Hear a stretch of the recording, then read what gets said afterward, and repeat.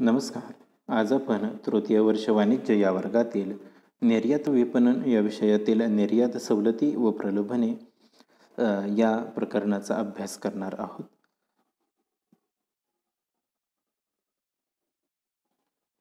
सुरुवातीला निर्यात सवलती आणि प्रेरणा म्हणजे काय ते आपण पाहूयात. आंतरराष्ट्रीय स्पर्धेमध्ये भारतीय निर्यातदार टिकला पाहिजे म्हणून भारत सरकारकडून निर्यातदारांना वेगवेगळ्या सवलती आणि प्रेरणा देण्यात येत असतात. आंतरराष्ट्रीय व्यापारातील स्पर्धा ही वस्तूची गुणवत्ता आणि वस्तूची किंमत या दोन बाबीवर अवलंबून असते. भारतामध्ये उत्पादकाचा खर्च जास्त असल्यामुळं निर्यातदार उत्पादकांना गुणवत्तेवरती लक्ष केंद्रित करता येत नाही.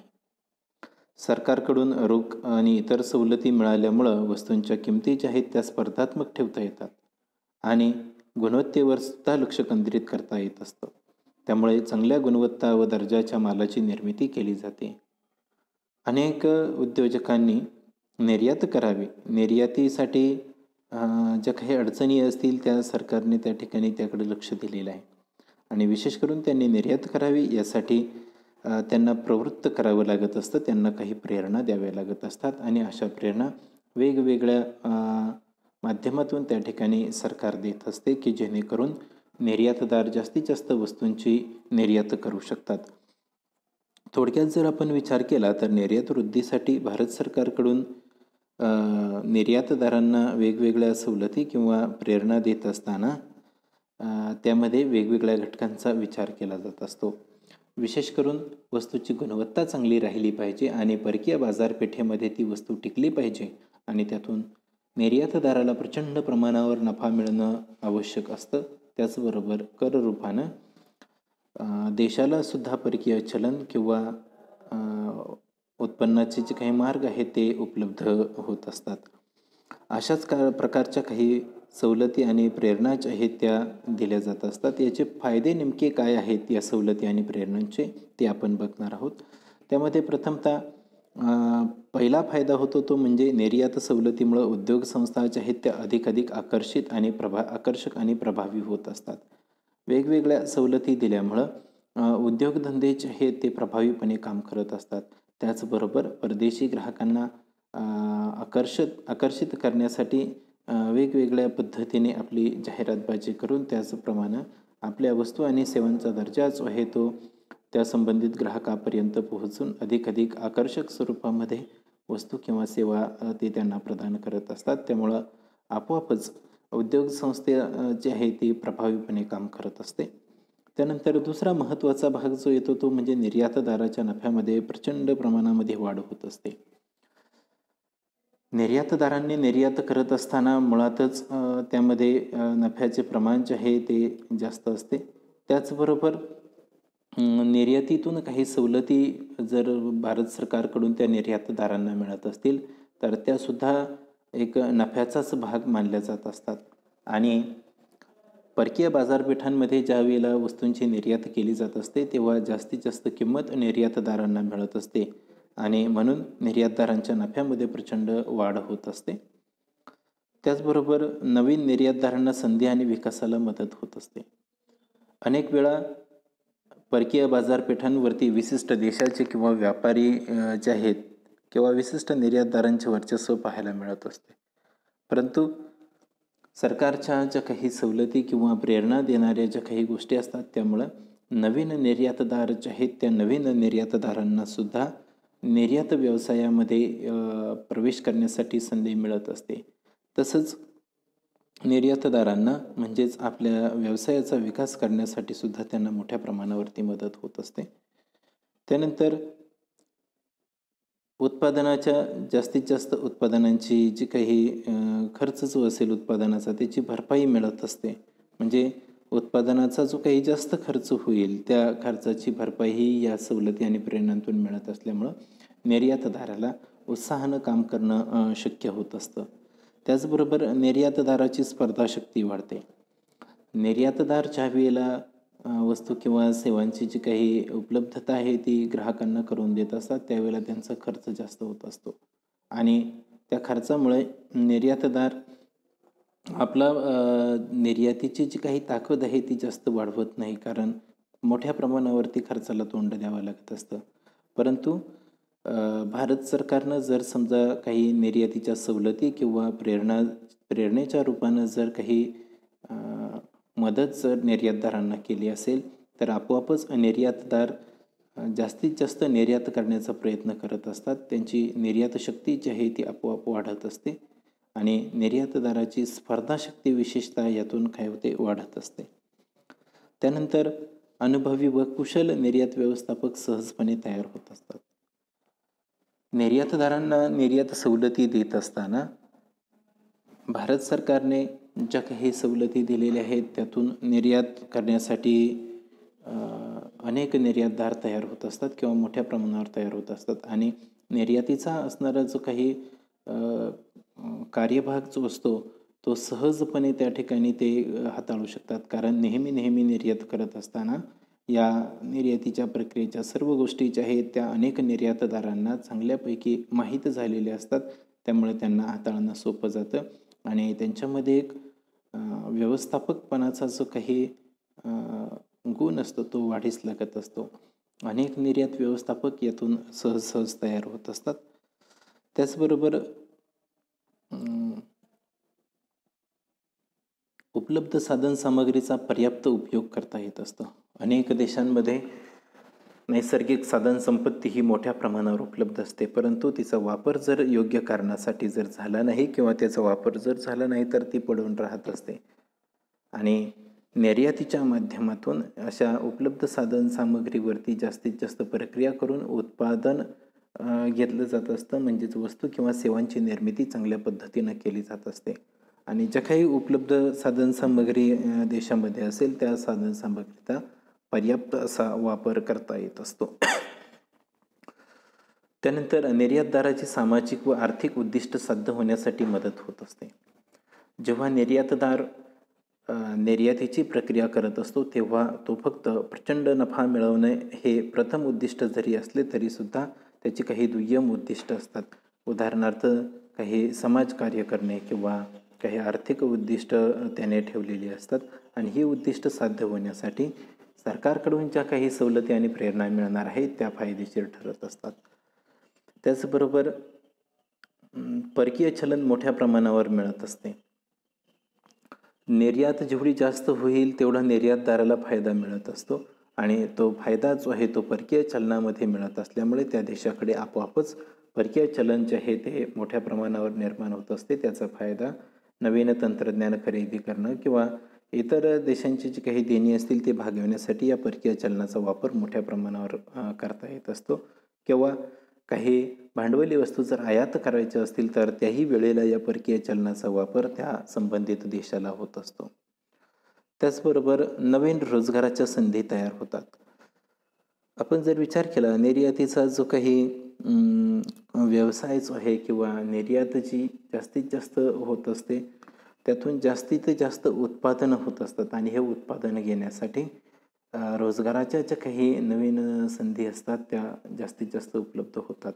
म्हणजेच नवीन लोकांना त्या ठिकाणी रोजगार मिळत असतो. जास्तीत जास्त प्रमाणावरती रोजगार जर त्यातून मिळाला तर आपोआपच देशभरातील एकंदरीत रोजगाराचं जे काही प्रमाण आहे त्यामध्ये वाढ होत असते.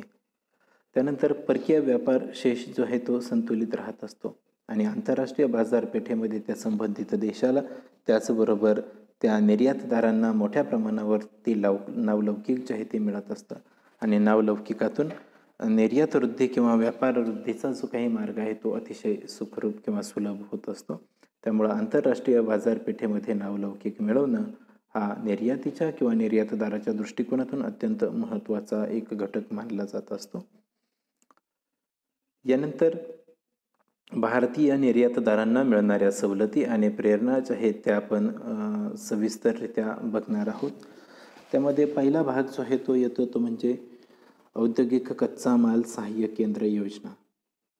निर्यात वृद्धीसाठी भारत सरकारने जे काही केलेले प्रयत्न आहेत त्या प्रयत्नाचा एक भाग म्हणून याच्याकडे पाहिलं जातं. इंग्लिशमध्ये ज्याला आपण industrial raw material assistance centre scheme असं या ठिकाणी म्हणत असतो. देशामध्ये असणारे जे काही लघुउद्योग आणि मोठे उद्योग जे असतात हे उद्योग व्यवसाय करणाऱ्या उद्योजकांना चांगल्या दर्जाचा कच्चा माल त्याचबरोबर योग्य वेळी आणि योग्य किमतीमध्ये तो पुरवण्याची जबाबदारी IRMACनं या योजनेतून घेतलेली आपल्याला पाहायला मिळते किंवा सरकारनं या industrial raw material assistance centre स्कीममधून घेतलेली पाहायला मिळते. Industrial raw material assistance centre scheme मोठ्या प्रमाणामध्ये आयात करून नोंदणीधारक आयातदारांना किंवा आयात परवानाधारक निर्यातदारांना त्यांच्या गरजेनुसार लहान प्रमाणामध्ये योग्य वेळी आणि योग्य किमतीमध्ये काय करते, माल पुरवत असते. Industrial raw material assistance centre scheme जे आहे यामध्ये STC, MMTC, निर्यातगृह किंवा इतर संस्थांचा समावेश आपल्याला पाहायला मिळतो. त्यानंतर दुसरी महत्त्वाची सवलत किंवा प्रेरणा म्हणजे विपणन विकास सहाय्य. विपणन विकास सहाय्य इंग्रजीमध्ये ज्याला आपण मार्केटिंग डेव्हलपमेंट असिस्टन्स असं या ठिकाणी म्हणत असतो. 1963-64 मध्ये जर आपण विचार केला तर विपणन विकास निधीची स्थापना करण्यात आली. मार्केटिंग डेव्हलपमेंट असिस्टंट ज्याला आपण म्हणतो.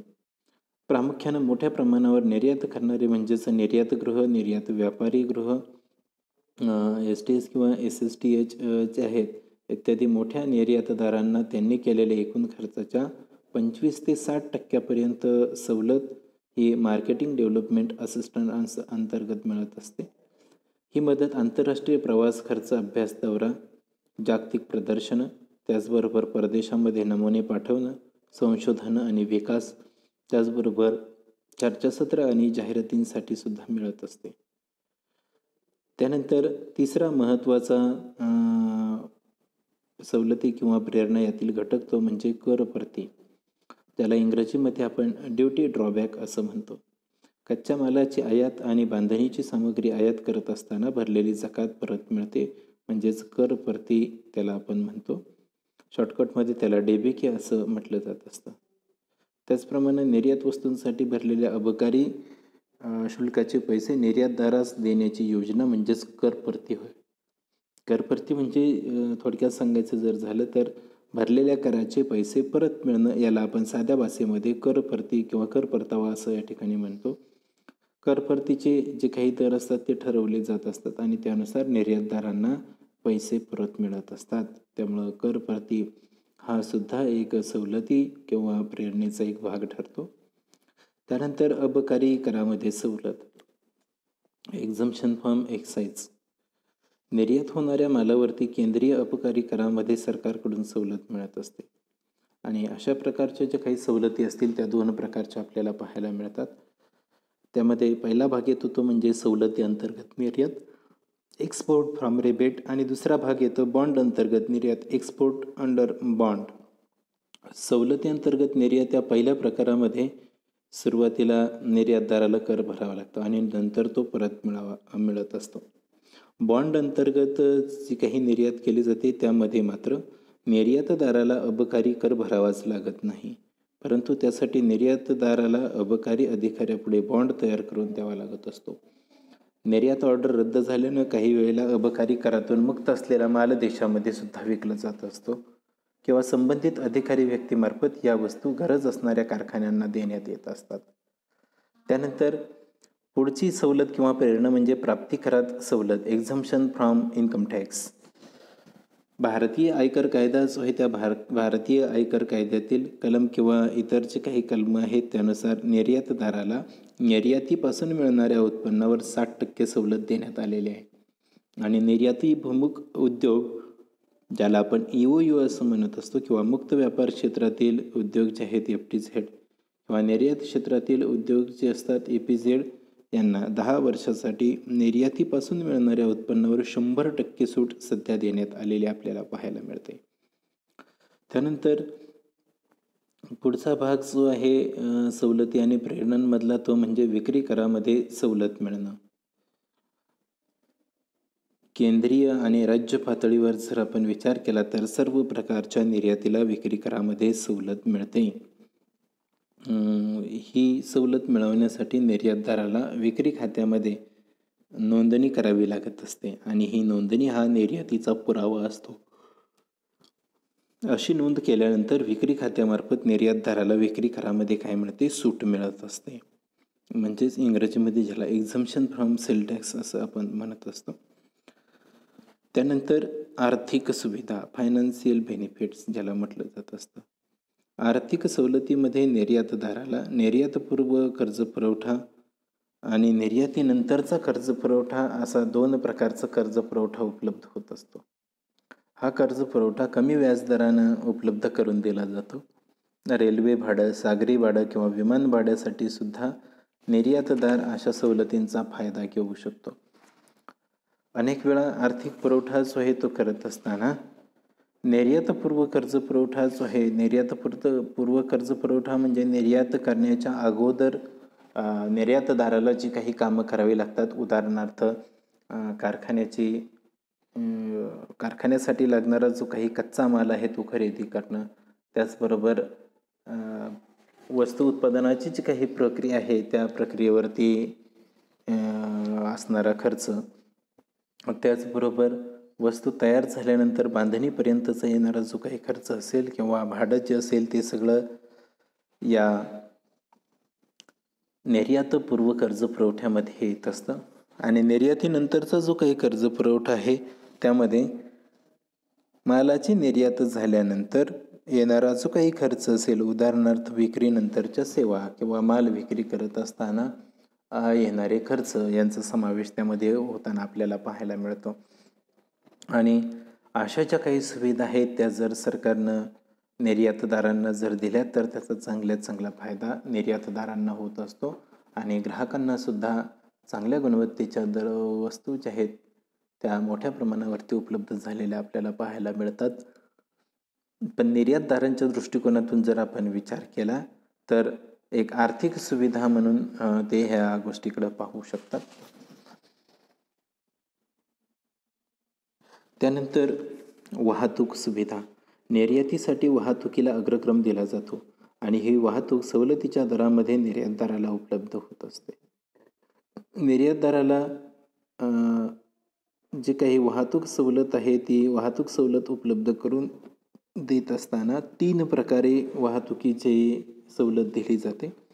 त्यामध्ये पहिला भाग जो आहे तो येतो निर्यात वस्तूंची रेल्वेमार्फत वाहतूक करणं.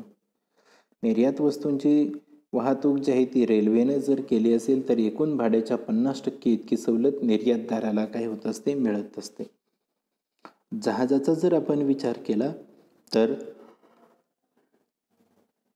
अंतर्गत व्यापार वाहतूक जो आहे तो बऱ्याच वेळेला सागरी मार्गानं चालत असतो किंवा मोठ्या प्रमाणावरती आज जर आपण पाहिलं तर आंतरराष्ट्रीय व्यापाराचा मार्ग जो आहे तो सागरी मार्ग असतो आणि यासाठी निर्यातदारांना तत्पर सेवा, त्याचबरोबर योग्य दर आकारणं आणि कार्यक्षम सेवा पुरवण्याची सुविधा देणं या गोष्टी महत्त्वाच्या असतात. त्याचबरोबर तिसरा भाग जो आहे तो येतो विमान. विमानानं जर वस्तूंची निर्यात केली असेल तर विमान वाहतूक भाड्यामध्ये सुद्धा सवलत मिळत असते. विशेष करून औषधे, फळे, फुले किंवा भाज्यांची वाहतूक जर विमानानं केली असेल तर त्यामध्ये सुद्धा सरकारकडून निर्यातदारांना मोठ्या प्रमाणावर सवलत मिळत असते. त्यानंतर निर्यात वृद्धी भांडवली वस्तू योजना, exemption promotion for the capital goods scheme, ज्याला आपण शॉर्टकटमध्ये EPCG असं म्हणत असतो.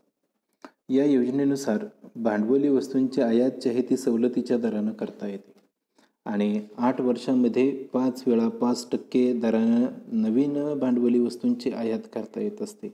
ही 8 वर्षांची सवलत जी आहे ती घेण्यासाठी त्या संबंधित निर्यातदाराचे जे काही कोटेशन्स असतात ते CIF किमतीनुसार आवश्यक असतात, कारण CIF किमतीवरतीच निर्यात वृद्धी भांडवली वस्तू योजनेअंतर्गत लाभ मिळत असतात.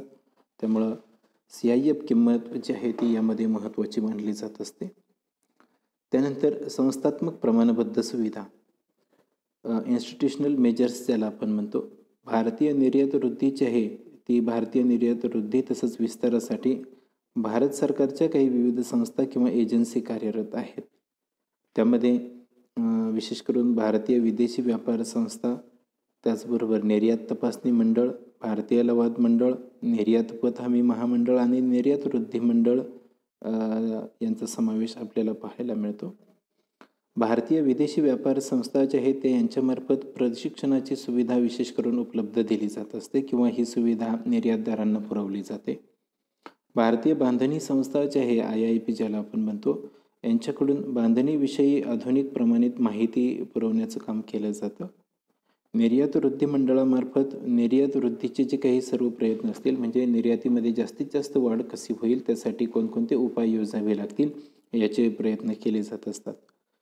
त्यानंतर निर्यात पत हमी महामंडळ जे आहे त्याच्याकडून निर्यात पैसे मिळण्यासाठी जे काही धोके असतात किंवा मिळत असताना जे काही धोके निर्माण होत असतात त्या धोक्यापासून संरक्षण दिलं जात असतं.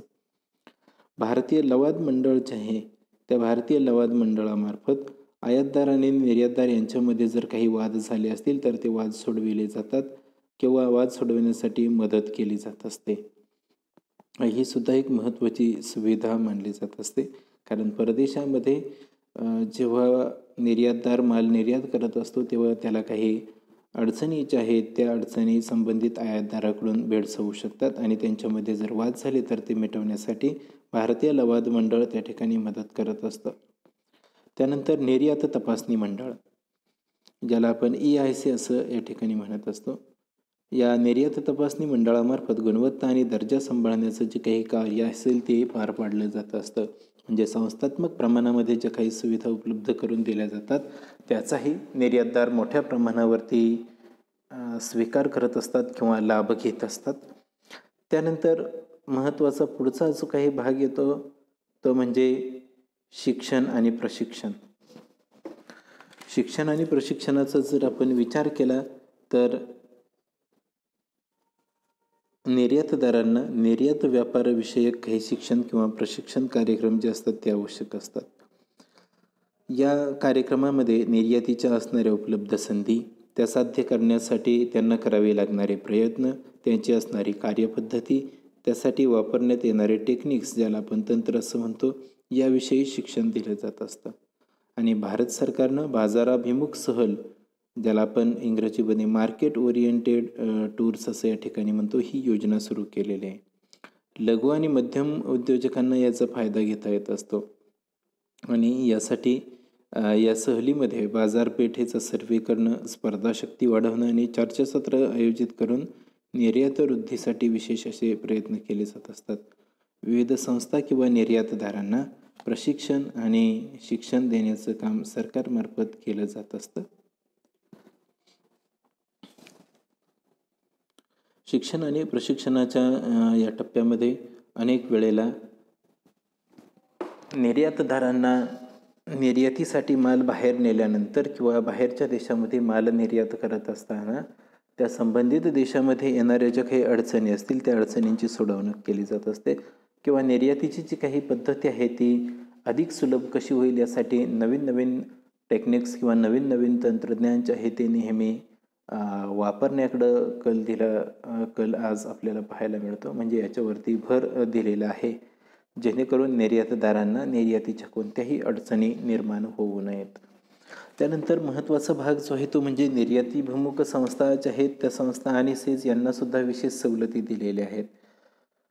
निर्यातीमध्ये मोठ्या प्रमाणावर वाढ व्हावी म्हणून निर्यातदारांना ज्या पद्धतीनं सेवा सुविधा दिल्या जात असतात तसंच सेवा सुविधा ज्या आहेत त्या सेज किंवा निर्यातीभिमुख संस्था ज्या आहेत त्यांनासुद्धा दिल्या जात असतात किंवा त्यांना विशेष काही सवलती दिल्या जात असतात.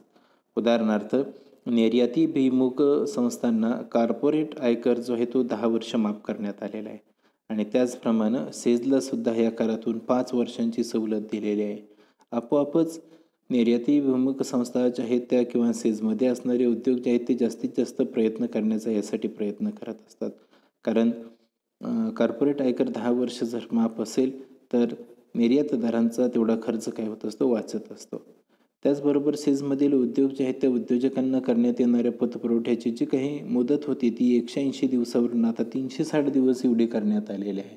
त्यामुळं हा सुद्धा एक निर्यातदारांच्या दृष्टिकोनातून असणारा अतिशय महत्त्वाचा फायदा मानला जातो किंवा त्यांना चांगल्या पद्धतीचा फायदा यातून उपलब्ध होत असतो.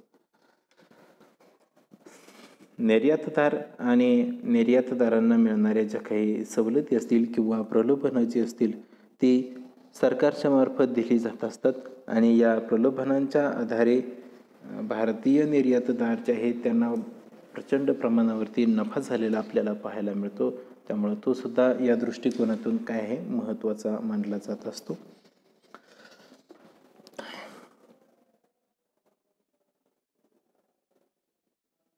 आज आपण निर्यात सवलती आणि प्रलोभने यामध्ये निर्यातदारांना मिळणाऱ्या सवलती आणि प्रेरणा, त्याचबरोबर या सवलती आणि प्रेरणांचे भारतीय निर्यातदारांना जे काही फायदे मिळतात ते फायदे विस्तृत रूपाने या ठिकाणी आपण पाहिलेले आहेत. धन्यवाद.